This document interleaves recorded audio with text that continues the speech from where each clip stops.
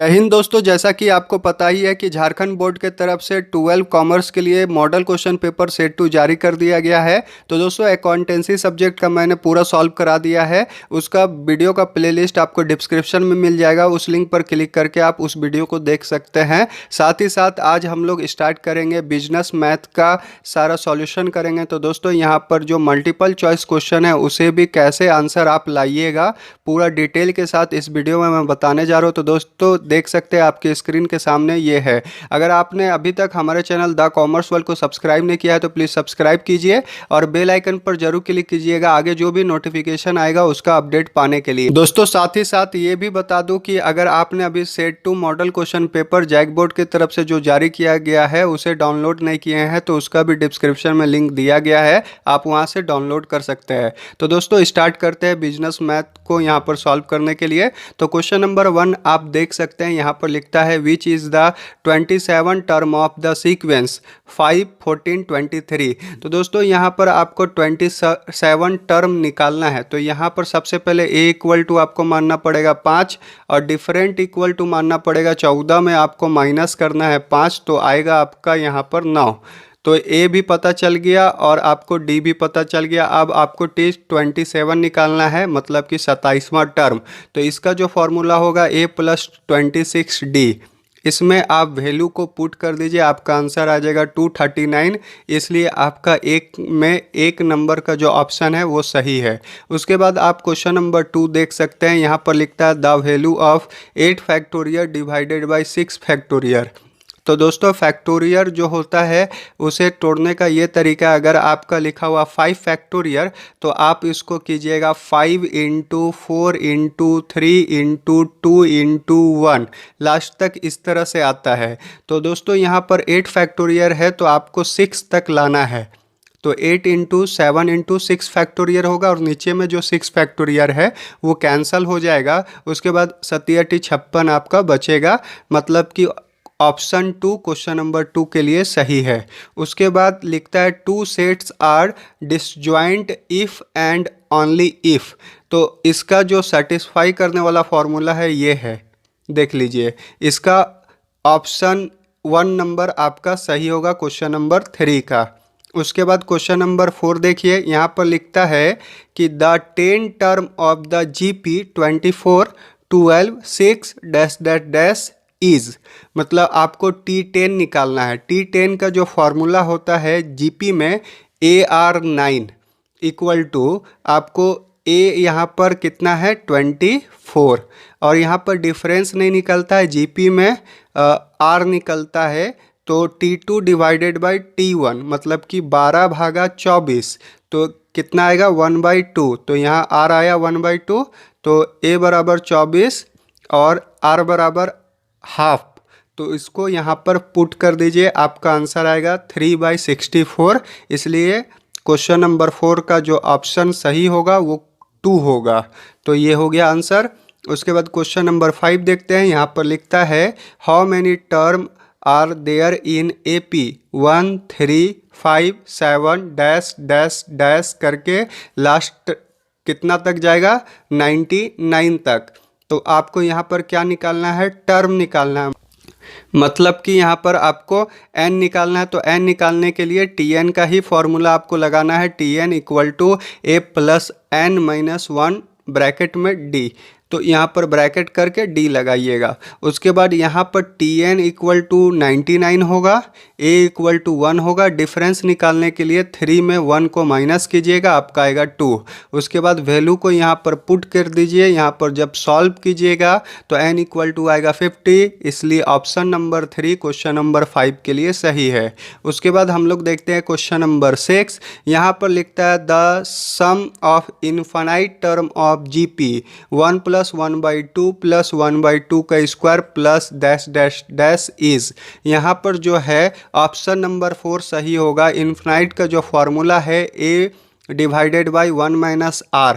अगर R छोटा है 1 से तो ये फॉर्मूला, अगर बड़ा होगा तो R माइनस 1 हो जाएगा, ऊपर में A हो जाएगा। तो ये चीज़ आपको याद रखना चाहिए। तो दोस्तों यहाँ पर R इक्वल टू आपका आएगा 1/2 डिवाइडेड बाई 1, तो यहाँ पर आधा आएगा, हाफ आएगा, इसलिए ये फॉर्मूला लगा। तो 1 divided by 1 minus 1/2 equal to 1 divided by 1/2, answer आएगा 2। यहाँ ऑप्शन 4 सही होगा। दोस्तों यहाँ पर आप देख सकते हैं क्वेश्चन नंबर 7 यहाँ लिखता है insert 2 arithmetic mean between 68 and 260, मतलब कि T1 दिया गया है और T4 दिया गया है, बीच में T2 और T3 आपको नहीं पता है। यहाँ पर दो वैल्यू आपको पुट करना है जो कि ऑप्शन नंबर 1 आपका सही होगा। तो इसे निकालने के लिए आपको क्या करना है, ये दोनों को पहले डिफरेंस आपको निकाल लेना है और इसके बीच में 1 2 3 का गैप है, तो 3 से डिवाइड आपको देना है, तो आएगा 64। तो आपको क्या करना है, T1 में 64 को ऐड कर देना है। यहाँ पर आप देख सकते हैं तो 132 आ जाएगा पहला, और उसके बाद T3 निकालने के लिए T2 में फिर से 64 को जोड़ दीजिए तो आएगा 196। तो ऑप्शन नंबर 1 मतलब कि 132 और 196 आपका सही होगा। तो ये क्वेश्चन नंबर 7 का ऑप्शन नंबर 1 होगा। उसके बाद क्वेश्चन नंबर 8 देख सकते हैं, यहाँ पर लिखता है NPR, इसे आपको सॉल्व करना है, इज इक्वल टू क्या होगा। तो यहाँ पर n factorial divided bye n minus r का फैक्टोरियल, ये सही ऑप्शन आपका होगा 3।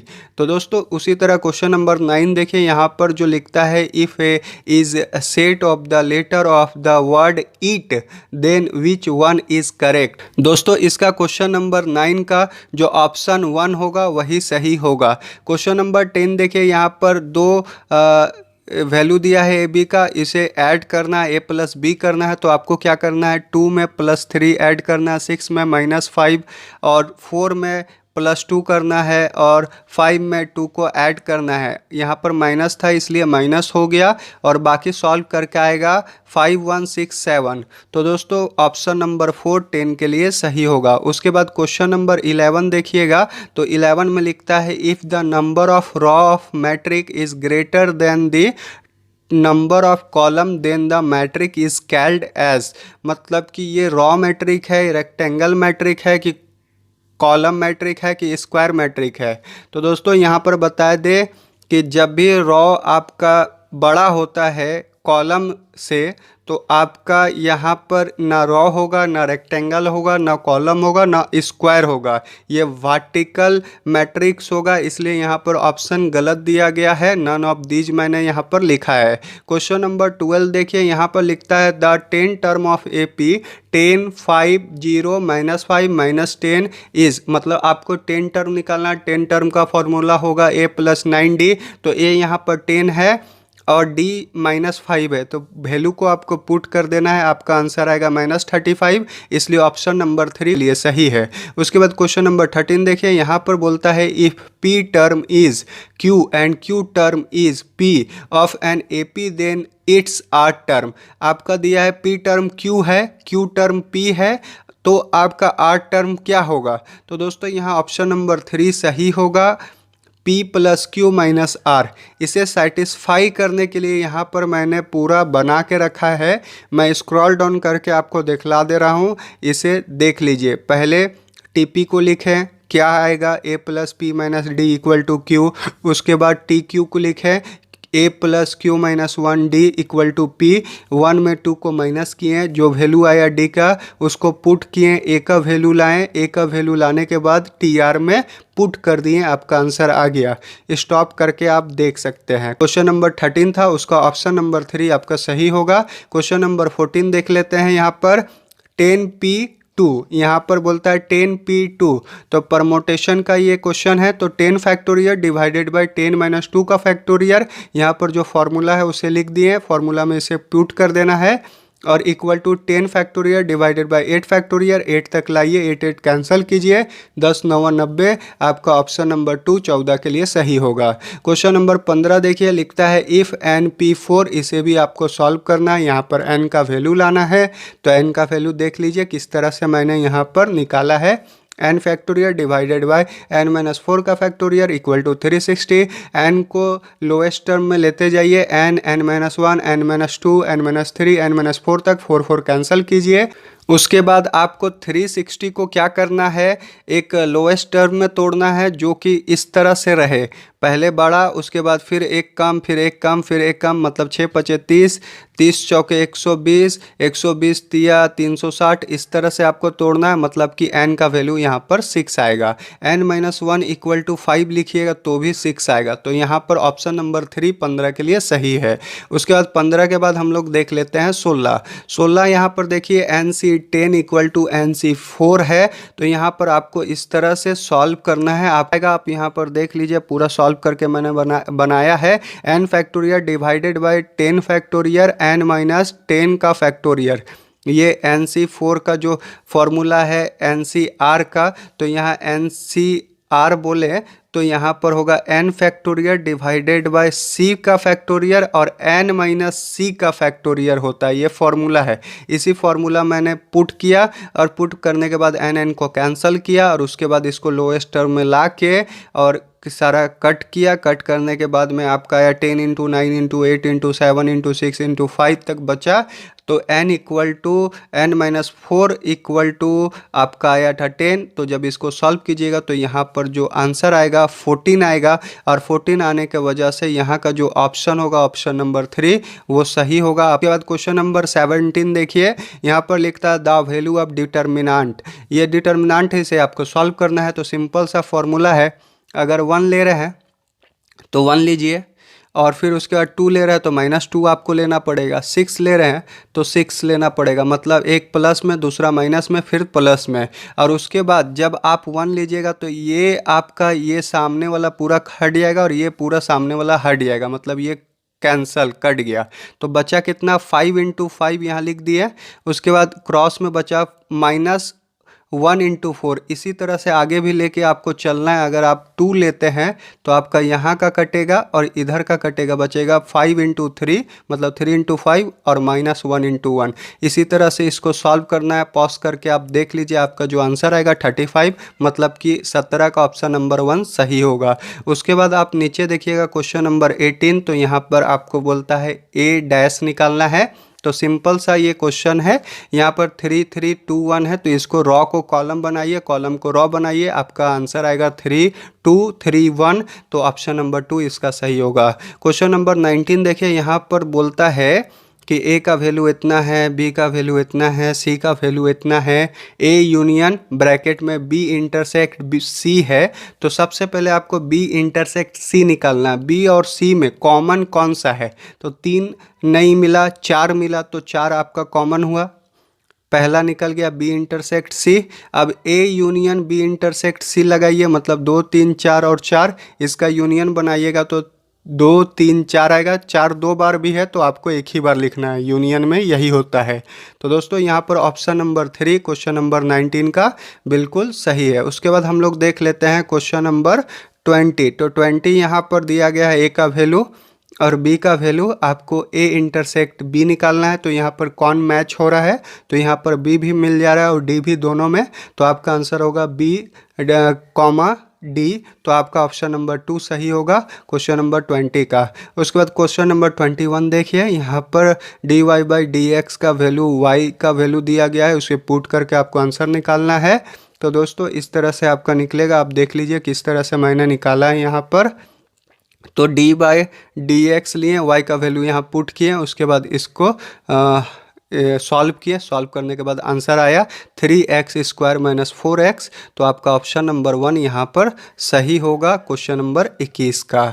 उसके बाद क्वेश्चन नंबर 22 देखिए, यहाँ पर 7p4 बोलता है। तो इसे भी मैंने पीछे जैसे सॉल्व किया था उसी तरह इसको भी मैंने सॉल्व किया। यहाँ 3 फैक्टोरियल तक लाएं, दोनों को कट किए और बाकी मल्टीप्लाई किए। तो यहाँ पर मल्टीप्लाई करने को नहीं बोला था, ऑप्शन डायरेक्ट दिया गया था 7 × 6 × 5 × 4। तो दोस्तों यहाँ पर मैंने क्वेश्चन नंबर 22 का जो आंसर बताया है ये बताया है। तो ऑप्शन नंबर 1 यहाँ पर आपका सही होगा। उसके बाद आप देखिए क्वेश्चन नंबर 23। तो क्वेश्चन नंबर 23 में बोलता है which of the following is must uncertained average. तो दोस्तों अनसर्टेन्ड एवरेज जो होता है वो मोड होता है। और उसके बाद आपका ऑप्शन नंबर 1 क्वेश्चन नंबर 23 में सही होगा। क्वेश्चन नंबर 24 बोलिए, तो इफ़ मीन ऑफ एक्स मतलब x का जो मीन है 50 है, u equal to 10 plus 5x, तो x का वैल्यू इसमें पुट कीजिएगा 260 आएगा, आपका ऑप्शन नंबर 2 सही होगा। उसके बाद क्वेश्चन नंबर 25 देखिएगा, तो जो फॉर्मूला दिया गया था z equal to 3 median minus 2 mean होता है, ये फार्मूला है। उस फार्मूला के हिसाब से आपको मीडियन और मीन को पुट करना है, आपका आंसर आएगा 44, तो आपका 4 नंबर का ऑप्शन सही है। उसके बाद लिखता है trend analysis refer to long term tendency to, तो थर्ड नंबर ऑप्शन आपका सही होगा, इंक्रीज और डिक्रीज। उसके बाद क्वेश्चन नंबर 27 देखिएगा, तो यहाँ पर लिखता है the most important factor causing sessional variation, तो सेशनल वेरिएशन का जो ऑप्शन होगा वो मैंने यहाँ नहीं लिखा है, यहाँ पर जो आंसर होगा वो होगा वेदर एंड सोशल कस्टम, तो ये सी नंबर का ऑप्शन होगा, मतलब कि 3 नंबर वाला, तो ये वेदर एंड सोशल कस्टम, तो यही आपका आंसर है क्वेश्चन नंबर 27 का। उसके बाद क्वेश्चन नंबर 28 देखिए कि ट्रायंगल का परमोटेशन निकालना है आपको, तो 8p8 मतलब कि 8 फैक्टोरियल, तो जब इसको सॉल्व कीजिएगा तो 40,320 आएगा, आपका ऑप्शन नंबर 1 सही है क्वेश्चन नंबर 28 के लिए। दोस्तों क्वेश्चन नंबर 29 देखिए, यहाँ पर लिखता है द अर्थमेटिक मीन ऑफ 5, 10, 15 क्या होगा, तो दोस्तों सबको जोड़ना है और जोड़ने के बाद 1, 2, 3 से डिवाइड देना है, आपका 10 आंसर आएगा, ऑप्शन नंबर 2 क्वेश्चन नंबर 29 के लिए सही है। क्वेश्चन नंबर 13 देखिए, यहाँ पर लिखता है for the calculation of arithmetic mean the class interval value should be, आपका इक्वल होना चाहिए, अगर अनइक्वल है तो भी निकलेगा, लेकिन आपको इक्वल बनाना पड़ेगा, इसलिए यहाँ पर मैंने इक्वल चूज़ किया है। उसके बाद लिखता है फिल इन द ब्लैंक, तो फिल इन द ब्लैंक्स यहाँ पर क्वेश्चन नंबर 31 में for the average salary of teacher the suitable mean, कौन सा मीन सुटेबल होगा, तो अर्थमेटिक मीन यहाँ पर सुटेबल होगा। यहाँ पर फॉर्मूला बोला है, मोड का क्या फॉर्मूला ऊपर मैंने बताया 3 मीडियन माइनस 2 मीन। उसके बाद यहाँ क्वेश्चन नंबर 33 देखिएगा, तो रिप्रेजेंटेटिंग मेजोरिटी और ऑफ टोटल फ्रीक्वेंसी स्केल्ड, यहाँ पर बोलता है कि टोटल फ्रीक्वेंसी का मेजोरिटी ऑफ फ्रीक्वेंसी जहाँ रहेगा उस वैल्यू को क्या कहेंगे, तो मोड कहेंगे। उसके बाद लिखता है क्वेश्चन नंबर 34 में ए और बी का वैल्यू दिया गया है, यहाँ पर ए प्लस बी करना है, तो मैंने आपको बताया है कि जो जहाँ है उसको आपस में ऐड कर दीजिए, आपका ये आंसर आ जाएगा। उसके बाद क्वेश्चन नंबर 35 में देखिए विच टर्म ऑफ GP 1√3 81 कौन सा टर्म होगा, तो TN इक्वल टू होता है ARN-1, इसमें फॉर्मूला में पुट करिए, पुट करने के बाद n का वैल्यू 9 आएगा। आप देख लीजिए कैसे सॉल्व किया है मैंने, स्टॉप करके आप देख लीजिए दोस्तों। उसके बाद क्वेश्चन नंबर 36 देखते हैं, sum of the series 2 + 7 + 12 plus last जाएगा 297 तक, तो आपको क्या निकालना, सम निकालना है सीरीज का। तो सबसे पहले n पता करेंगे, n पता करने के लिए TN का फॉर्मूला लगाएं, TN के थ्रू हम लोग n निकाले 60, उसके बाद SN का फॉर्मूला लगाएं, उसमें पुट कर दिए सारा वैल्यू को, तो 8970 आपका आया, तो इसका आंसर होगा 8970। उसके बाद 37 देखिएगा, तो द वैल्यू ऑफ 7, 9, 12, 22, तो इसे सॉल्व करने के लिए क्रॉस मल्टीप्लिकेशन कर दीजिए, आपका सिंपली आपका आंसर आएगा 46, बीच में माइनस लगाना नहीं भूलिए। दोस्तों क्वेश्चन नंबर 38 में यहाँ पर फिल इन द ब्लैंक्स दिया गया है, give forecast for the future, तो फ्यूचर के लिए फोरकास्ट जो किया जाता है उसका नाम है एक्स्ट्रा पॉलेशन, तो यही आपका आंसर होगा। आपका ऑप्शन दिया गया है इंट्रापोलेशन / एक्स्ट्रापोलेशन, तो यहाँ पर फ्यूचर के लिए ये होगा, बीच की अवधि के लिए निकालना होगा तो इंटर पॉलेशन होगा। दोस्तों यहाँ पर question number 39, Newton advancing difference method is also called dash दिया डिफरेंट मेथड, तो दोस्तों मैंने इसका आंसर बहुत खोजा तो नहीं मिला, लेकिन हिंदी में लिखा हुआ परिणति, परिणति का मतलब होता है पेरीमीटर, तो दोस्तों यहाँ पर पेरीमीटर लिख रहा था तो हमको सेटिस्फाई नहीं हुए, इसलिए मैंने यहाँ पर डैश छोड़ा। अगर आपको ऑप्शन पता है तो आप आंसर इसका दीजिए, डिस्क्रिप्शन में मैं उसे मेंशन कर दूंगा। यहाँ पर ऐसे मैं सोचा था कि न्यूटन डिवाइडेड डिफरेंस मेथड लिख देने के लिए, तो डिवाइडेड भी होता है, पेरीमीटर का मतलब सीमा होता है, तो उस हिसाब से ये भी सही हो सकता था, लेकिन इसका कंफर्म नहीं है, मैंने इसलिए इसे छोड़ा है। अगर आपको पता है तो डिस्क्रिप्शन में मैं उसे दे दूंगा, आप पहले कमेंट करके बता दीजिए। उसके बाद क्वेश्चन नंबर 40 देखिएगा, तो यहाँ पर लिखता है द अर्थमेटिक मीन ऑफ 6, 10, 6 और 10 का जो अर्थमेटिक मीन है वो कितना होगा, तो वैल्यू वैल्यू ए और ये बी है, ए प्लस बी कीजिए, डिवाइडेड बाई 2 कीजिए, तो 16 में डिवाइडेड बाई 2 कीजिएगा तो आपका आंसर आएगा 8। दोस्तों यहाँ पर पूरा सॉल्व करके मैंने एक एक क्वेश्चन को बताया, आप पॉज कर करके देख लीजिएगा, कहीं पर स्पीड मैंने बताया, कहीं पर स्लो बताया, तो इस चलते आपको दिक्कत हुआ होगा तो पॉज करके देख सकते हैं। आपको पूरा सॉल्यूशन के साथ मैंने यहाँ पर आपको प्रोवाइड कर दिया, 1 से लेकर के 40 तक। तो दोस्तों मिलते हैं नेक्स्ट वीडियो में, तब तक के लिए जय हिंद।